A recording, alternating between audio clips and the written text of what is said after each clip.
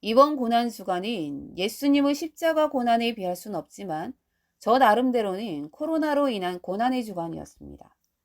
감사하게도 경미한 증상으로 끝날 수 있어 다행이었지요. 요즘 코로나 바이러스 감염증으로 인해 건강에 대한 관심이 높아지고 있습니다. 똑같이 전염되어도 어떤 사람은 낫고 어떤 사람은 사망에 이릅니다. 같은 나이, 같은 환경에 있어도 병에 잘 걸리는 사람이 있는가 하면 어떤 이는 1년 내내 감기 한 번 걸리지 않고 건강합니다. 왜 이러한 차이가 있는 걸까요? 바로 면역력의 차이입니다. 내 몸의 면역력, 영양 상태가 좋아야 전염병이나 기타 질병에 걸릴 확률이 적고 혹여 감염이 되어도 치료될 확률이 높아지는 것입니다. 그래서 주변의 많은 사람들이 건강한 음식과 운동으로 자신의 삶에서 면역력을 높이기 위한 노력을 기울입니다. 이처럼 몸의 건강을 위해서는 많은 시간과 관심, 그리고 돈을 쏟고 있지만 정작 필요한 영적인 영양 상태는 고려하지 않는 게 오늘날 우리들의 모습입니다. 여러분, 우리의 몸은 대략 60조 개의 세포로 구성되어 있으며 끊임없이 새로운 세포가 생성되어 노화된 세포와 교체되고 있답니다. 그런데 새로운 세포를 생산해내는 시스템 내부에 오류 혹은 외부적인 자극에 의하여 이상이 발생되면 잘못된 세포가 나타나 그대로 세포 분열로 증식되어 암과 같은 난치병이 생긴답니다. 이와 같이 체내에 이상세포가 증식한다든지 세균이 침입하는 것은 매우 위험한 일이어서 이것을 막아내지 못하면 죽을 수도 있습니다. 이것을 예방하기 위해 창조주께서 우리 몸 안에 만든 방어 시스템이 바로 면역 기능인데요. 이것은 방어, 정화, 재생, 기억 같은 형태로 작용합니다.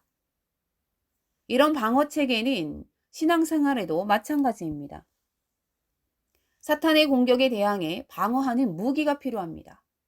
성령님의 보호 아래 믿음, 말씀, 기도 생활이 곧 영적인 면역 시스템입니다. 방어는 믿음으로, 정화는 말씀으로, 재생은 성령, 기억은 기도로 연관 지을 수 있습니다. 살아계신 하나님을 믿고 하나님의 사랑을 의심하지 않고 하나님의 도우심을 바라보고 있는 동안엔 사탄이 어떠한 거짓말로 공격하고 시험, 환란, 실패 등으로 공격해도 영적 건강에 이상이 없습니다. 얼마든지 이겨낼 수가 있습니다. 그러나 어떤 이유나 환경 때문에 하나님께 대한 신뢰가 무너지고 사랑에 의심이 생기게 되면 사탄의 공격에 저항력이 약해져 넘어지기 쉽습니다. 그래서 결국엔 하나님을 원망하고 믿음에서 떠나 우상숭배에 빠지거나 무신론자가 되어 멸망에 이를 수도 있다는 것입니다. 그렇기에 육체적인 면역력도 중요하지만 더 근본적인 것은 영적인 면역력, 즉 영적인 기초체력, 맷집을 키우는 것입니다. 그래야 마귀 사탄의 공격에도 흔들리지 않고 누가 뭐라고 말해도 쉽게 상처받지 않습니다. 반대로 영적인 맷집이 약한 사람은 누가 한마디만 해도 쉽게 상처받고 살짝 건드리기만 해도 그 영혼이 콜럭거립니다. 심하면 깊은 영적인 침체에 빠지고 자리에 들어 눕기까지 합니다. 이처럼 영혼육은 서로 밀접한 관계를 갖고 있습니다. 그렇다면 어떻게 할 때 내 안의 영적인 면역력을 높일 수 있을까요? 이 문제는 성도들의 건강한 삶에 있어서 매우 중요한 문제입니다. 영적인 면역력이 강해진다는 것은 쉽게 말하면 우리의 속사람이 강해진다는 말입니다. 이렇게 되는 방법을 에베소서 6장 10절과 11절에서 기록하고 있습니다. 끝으로 너희가 주 안에서와 그 힘의 능력으로 강건하여지고 마귀의 관계를 능히 대적하기 위하여 하나님의 전신갑주를 입으라. 이 말씀을 보면요. 주 안에서와 그 힘의 능력으로 강건하여지고 라고 했습니다. 그 힘의 능력이란 바로 뒤에 나오는 하나님의 전신갑주를 말합니다. 그러면 성령의 능력으로 무엇이 강건해진다는 말인가요? 바로 우리의 속사람입니다. 우리의 속사람이 성령의 전신갑주를 입을 때 강건해지고 그로 인해서 마귀가 어떤 관계를 부리면서 덤벼들어도 능히 대적할 수 있게 된다는 말씀입니다. 성령 충만받아야 속사람이 강해지고 속사람이 강해지면 영적인 면역력도 높아지고 이렇게 되면 결국 마음과 육체도 좋아집니다. 그러면 어떻게 성령의 전신갑주를 입을 수 있을까요? 물론 하나님이 은혜 주셔야 받는 것이지만 그렇게 될 수 있도록 우리들이 할 것이 있습니다. 오늘 본문 14절 이하의 말씀이 바로 우리들이 성령의 전신갑주를 입고 영적으로 강한 사람이 되기 위해서 어떻게 할 것인지를 말씀합니다. 여기에 기록된 성령의 전신갑주의 내용을 자세히 보면요. 표현은 다르지만 의미상 공통적인 것들이 발견됩니다. 14절에서 18절 말씀입니다.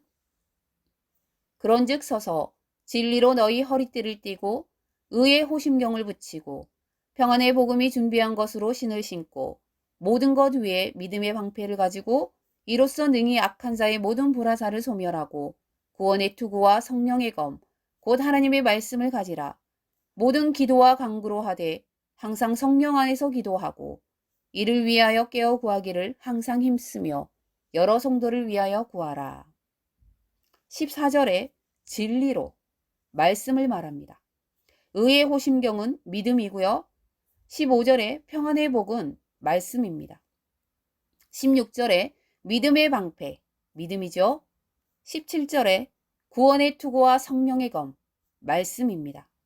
18절 모든 기도와 간구로 하되 항상 성령 안에서 기도하고 이를 위하여 깨어 구하기를 항상 힘쓰며 여러 성도를 위하여 구하라. 기도입니다. 이 말씀을 종합해보면 표현은 다르지만 그 의미는 중요한 몇 가지 핵심으로 집약됩니다. 그것은 바로 말씀과 기도와 믿음입니다. 이것들이 바로 성령 충만을 받는 방법인 동시에 영적인 면역력과 맷집을 강하게 만드는 방법입니다. 생각해보면요. 성령의 전신갑주를 입는 것이야말로 돈 없이도 영혼육의 면역력을 높이는 가장 탁월한 방법입니다. 우리들이 날마다 운동하고 잘 먹어야 건강해지듯이 영적으로도 동일합니다. 날마다 말씀의 양식을 먹어야 하고 날마다 부르짖어 간구함으로 신선한 영혼의 산소를 공급받아야 합니다. 여기에는 찬송도 포함됩니다. 왜냐하면요. 찬송은 곡조 있는 기도이기 때문이지요. 세계 최고의 암병원으로 꼽히는 미국 MD 앤더슨 암센터 종신교수였던 김의신 박사가 말하기를 미국의 유수한 대학병원들의 연구 결과 누군가로부터 중보기도를 받는 사람이 그렇지 않은 사람보다 치료 효과가 월등하게 높고 찬송을 부르는 사람은 그렇지 않은 사람보다 암에 대한 면역력이 최대 2100까지 높이 나왔다고 했습니다. 여기에 믿음의 방패로 부정적인 불화살들인 말, 비난, 시비, 부정적인 생각 등을 막으면 됩니다. 이렇게 하면 속사람이 강해지고 그에 따라 몸과 마음도 함께 좋아지고 각종 성령의 은사와 능력이 선물로 주어지게 되는 것입니다.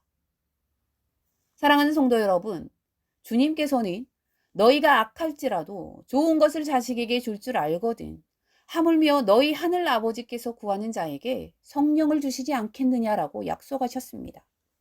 믿음으로 구하면 주신다는 약속입니다. 그러므로 우리 모두는 성령 충만받아서 영적인 면역력과 맷집이 강한 성도가 되어야겠습니다. 이를 위해 성경을 늘 가까이 하고 기도와 찬송이 늘 입에 있게 하십시오. 믿음의 방패로 원수의 불화살을 막아내십시오. 그리하면 주님이 함께 하십니다.